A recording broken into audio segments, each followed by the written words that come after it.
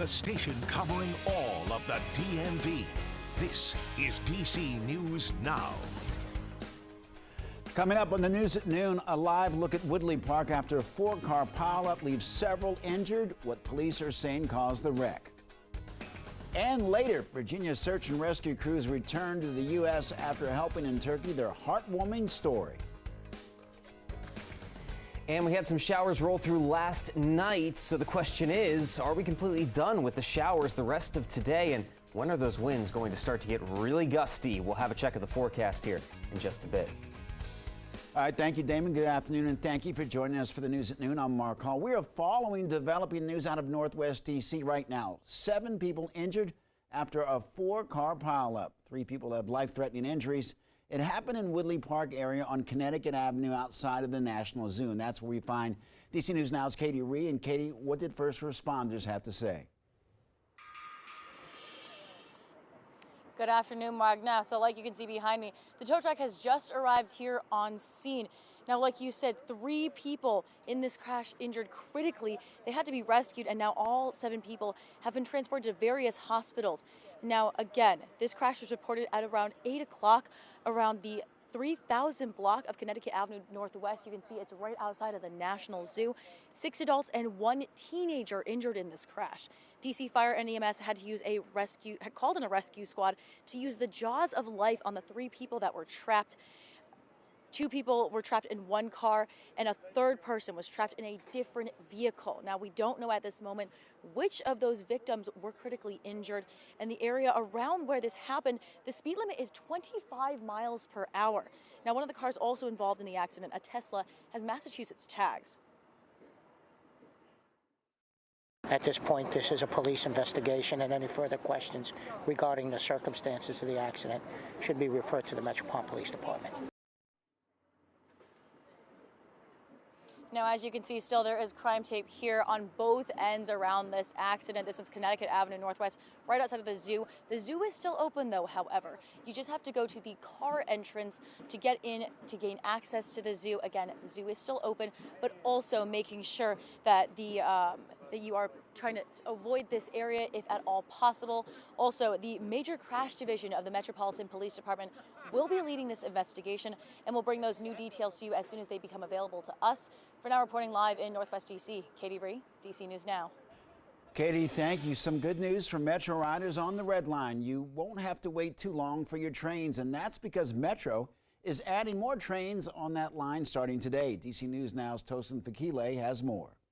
Yeah, it's more than just wait times. The trains won't be as packed and transfers can happen a lot quicker. But Metro says it's adding more trains on those days they've seen the highest number of riders as this area recovers from the pandemic. So as of today, Tuesday, which is one of the days that has high ridership, those who ride the Red Line can expect to see a train about every 8 minutes. Metro says now 70% of all midweek rush hour trips will see a train every 8 minutes or less. Now, these improvements to Metro lines continues on steps taken earlier this month that added more midweek service for the Blue, Orange, and Blue Plus lines. So here's what Red Line riders can expect starting today. On Tuesdays, Wednesdays, and Thursdays, trains on the Red Line will run every 8 minutes all day. Metro sees the most riders on those 3 days. On Monday and Friday, trains on the Red Line will also run every 8 minutes, but only during the morning and evening rush hours. Every other time, on Monday and Friday, trains will run every 10 minutes until 9 p.m. Now, Metro says as it slowly puts back those 7,000 series trains into service, they're also working to train and hire more rail operators to fill those shortages that happened during the pandemic. Back to you. Thank you, Tosin. 400 people are without a home in Silver Spring after a fire this weekend tore through the Arrive apartment building.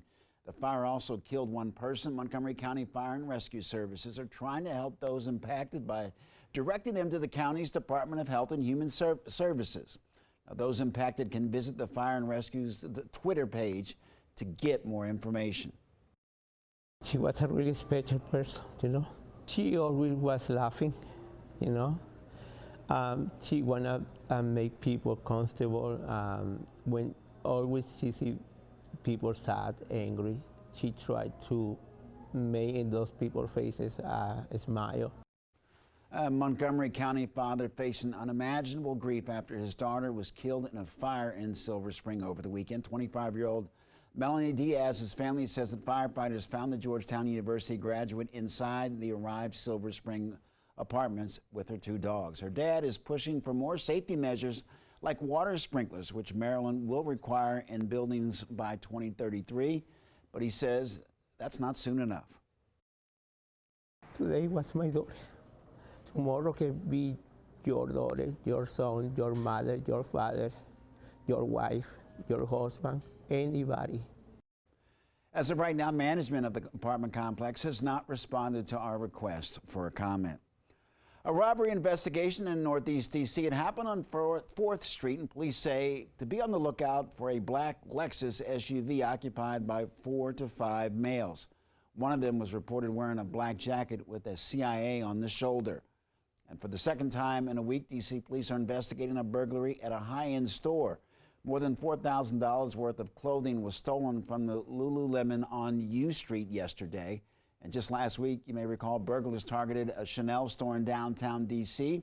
Surveillance footage from the shows more than a dozen people entering the store in Northwest, then spraying a fire extinguisher. The group left with hundreds of thousands of dollars worth of merchandise. So far, no arrests have been made. Well, people in Turkey showing solidarity. Volunteers attached balloons to the rubble of destroyed buildings in honor of a child victim of the deadly earthquake. The founder of a children's association in Turkey posted this video saying, quote, "I lost a lot of angels here. Each balloon here represents a child." He says the aim of the project is to keep the memory of the children alive. And yesterday, 3 people died and more than 200 injured after another earthquake hit the southern part of the country. It happened yesterday in the same area as the first quake struck, killing 45,000 people. Officials say the new quake collapsed 3 buildings, trapping reportedly 6 people. Search and rescue efforts are underway. And in the wake of the Turkey-Syria earthquakes, the devastation has caused many people to seek charity organizations to help make donations. Unfortunately, scammers have used this as an exploit to exploit contributors. And here's how the FBI says that you can spot the difference between a scam and a legitimate charity. Give to established groups that you know and trust, and be aware of organizations with copycat names or similar names to reputable organizations, and avoid new organizations that claim to aid victims of recent high-profile disasters. And give using a check or credit card. And if you're asked to pay with cash or gift card or virtual currency or a wire transfer, it's probably a scam. Well, Virginia Task Force was one of the many crews who went to help with the rescue and recovery efforts after the deadly earthquake in Turkey and Syria. And the group almost of 80 people arrived back in Northern Virginia overnight. DC News Now was there as they greeted the task force headquarters members. And here's our Lex Juarez with the heartwarming welcome.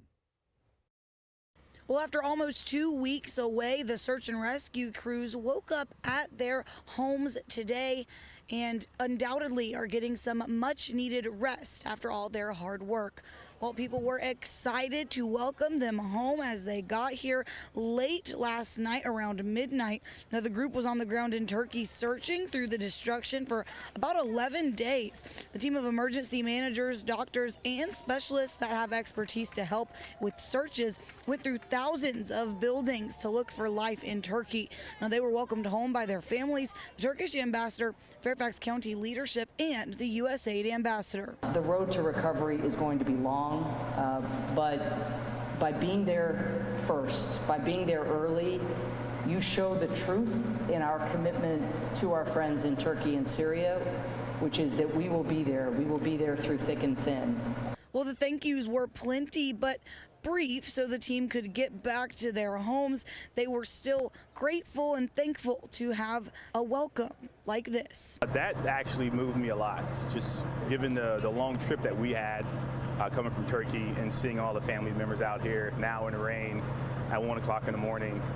I was ready for bed, but that actually put a lot of life into me to see that the families were out here under these circumstances, and very grateful for what we've done. Well, even though they're home from Turkey, the work isn't over, and the group actually left some specialized equipment with the search and rescue teams that are still in Turkey to help with ongoing operations. In Chantilly, I'm Lex Juarez, DC News Now.